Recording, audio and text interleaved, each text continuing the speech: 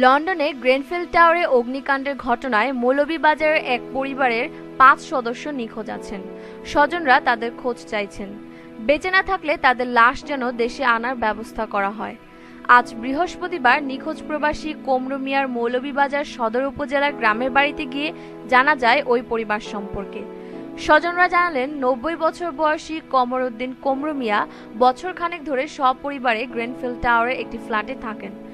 গত মঙ্গলবার রাতে ওই ভবনে আগুন লাগার পর থেকে খোঁজ মিলছে না কমরু মিয়ার স্ত্রী, সন্তান সহ পরিবারের ৫ সদস্যদের। নিখোঁজ প্রবাসী কমরউদ্দিন কমরু মিয়ার বাড়ি মৌলভীবাজার সদর উপজেলার আখাইলকুড়া ইউনিয়নের খোসাউড়া গ্রামে। কমরু মিয়ার ২ স্ত্রীর মধ্যে প্রথম স্ত্রী জুলেখা বিবি তার ৩ সন্তান সুজন মিয়া, মিনা বেগম ও জ্যোৎস্না বেগমকে নিয়ে দেশে থাকতেন।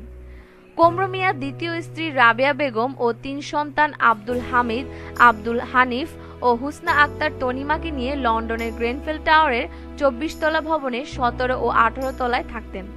বড় ছেলে আব্দুল হাকিম বিয়ে করায় নববধূকে নিয়ে পাশের ভবনে থাকতেন। মঙ্গলবার রাতে গ্রেনফেল টাওয়ারের ভয়াবহ অগ্নিকাণ্ডের পর থেকে স্বজনদের খোঁজ পাচ্ছেন না দেশে বসবাসরত কমরু মিয়ার পরিবার। তারা জানান, অন্য একটি ভবনে থাকার কারণে সন্তানদের মধ্যে বেঁচে আছেন শুধু আব্দুল হাকিম। তিনি দেশে অবস্থানরত পরিবারের অন্যদের সঙ্গে ফোনে যোগাযোগ রাখছেন। কমরু মিয়া তার দ্বিতীয় স্ত্রী ও অপর ৩ সন্তান আদৌ বেঁচে আছেন নাকি মারা গেছেন তা এখনো নিশ্চিত হতে পারছেন না পরিবারের সদস্যরা। তাই খুবই দুশ্চিন্তার মধ্য দিয়ে সময় পার করছেন তারা। দেশে থাকা কমরু মিয়া ও তার প্রথম স্ত্রীর সন্তান সুজন মিয়া কান্না জড়িত কণ্ঠে বলেন, আমরা বাংলাদেশ সরকারের কাছে দাবি জানাচ্ছি, আমাদের স্বজনের সন্ধান চাই। তারা কি অবস্থায় আছেন আমরা জানতে চাই। যদি তারা মারা যান তাহলে তাদের লাশ যেন দেশে আনার ব্যবস্থা করা হয়।